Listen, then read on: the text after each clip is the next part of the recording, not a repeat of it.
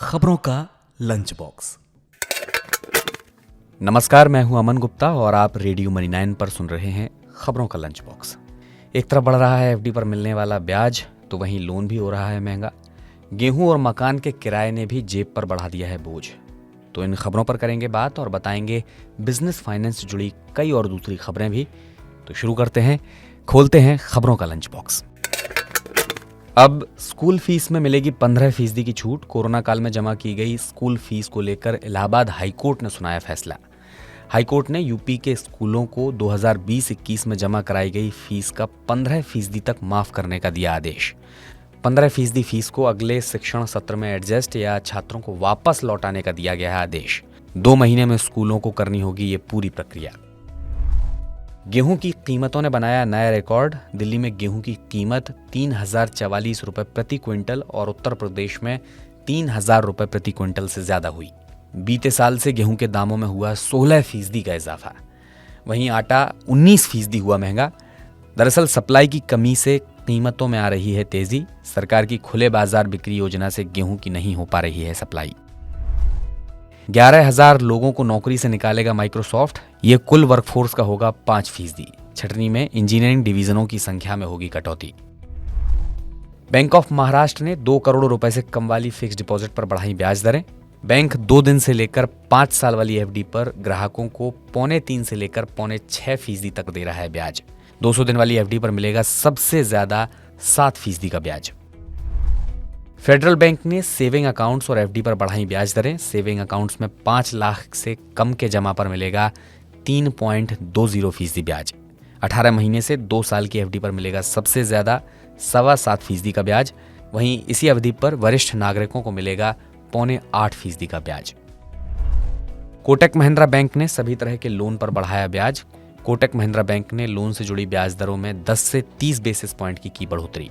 MCLR बढ़ने का मतलब है अब होम लोन, कार लोन और पर्सनल लोन पर पहले से ज्यादा चुकाना होगा ब्याज।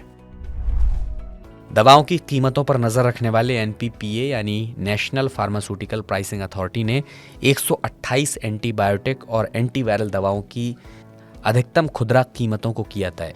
इनमें दमा, कैंसर, दर्द निवारक और बुखार की दवाएं हैं शामिल।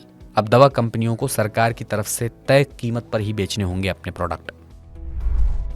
हाउसिंग रेंटल्स और एंसिलरी कॉस्ट इस समय 3 साल की ऊंचाई पर। अर्बन हाउसिंग इन्फ्लेशन दिसंबर में बढ़कर 4.47% हुआ। इसी अवधि में 1 साल पहले ये 3.61% था और दिसंबर 2020 में ये 3.21% था। रिटेल इन्फ्लेशन में इसकी हिस्सेदारी 10% से भी है ज्यादा। मार्केट रेगुलेटर सेबी ने शेयर बाजार में कारोबार के लिए फंड को ब्लॉक करने की सुविधा का रखा प्रस्ताव। इससे इन्वेस्टर्स के पैसे का शेयर ब्रोकर्स के हाथों होने वाले दुरुपयोग को रोकने में मिलेगी मदद। IPO के मामले में पहले से ही उपलब्ध है ये सुविधा। इसमें निवेशक के खाते से तभी कटता है पैसा जब उसे IPO के तहत शेयर होता है अलॉट। शेयर बाजार में खरीद बिक्री के लिए फंड को ब्लॉक करने की सुविधा मिलने से इन्वेस्टर्स को बैंक खाते में रोकी गई राशि पर कारोबार करने की मिल पाएगी सहूलियत। बाजार में जल्द आएंगे 2 फार्मा कंपनियों के IPO। सेबी ने दी इनोवा कैप्टेब लिमिटेड और ब्लू जेट हेल्थ केयर को शेयर बाजार से पैसा जुटाने के लिए IPO की मंजूरी। दोनों कंपनियों ने पिछले साल जून-सितंबर के बीच जमा कराए थे IPO दस्तावेज। इनोवा कैप्टेब IPO में जारी करेगी 400 करोड़ रुपए के नए शेयर, जबकि ब्लू जेट हेल्थ केयर का IPO पूरी तरह से बिक्री पेशकश पर होगा आधारित। महिंद्रा एंड महिंद्रा ने अपने पहले इलेक्ट्रिक व्हीकल XUV 400 की कीमत का किया खुलासा। शुरुआती कीमत होगी 15,99,000 रुपए। 26 जनवरी से इसकी बुकिंग होगी शुरू। इसे पहले चरण में 34 शहरों में 2 एडिशन EL और EC के साथ किया जाएगा पेश। EL एडिशन के लिए सप्लाई मार्च 2023 से और EC एडिशन की सप्लाई दिवाली के समय से होगी शुरू। फिलहाल इस बुलेटिन बस इतना ही। इसे आपके लिए तैयार किया है आंचल चौधरी ने। आप सुन रहे थे रेडियो मनी 9। मैं अमन गुप्ता अब आपसे लूंगा इजाजत। हम जल्द ही हाजिर होंगे एक छोटी सी नौकरी का तलबगार हूं मैं के नए बुलेटिन के साथ। इन दिनों हर रोज वित्त मंत्री के नाम अरमानों की चिट्ठियां आ रही हैं, तो उन्हें जरूर सुनिएगा। इन्हें आप सुन पाएंगे रेडियो मनी 9 के वेब पेज पर, साथ ही साथ मनी 9 के मोबाइल ऐप पर। मनी 9 का मोबाइल ऐप जरूर डाउनलोड कर लीजिए, क्योंकि बहुत सारा एक्सक्लूसिव कंटेंट सिर्फ वहीं मिलता है। चलता हूं, नमस्कार। खबरों का लंच बॉक्स।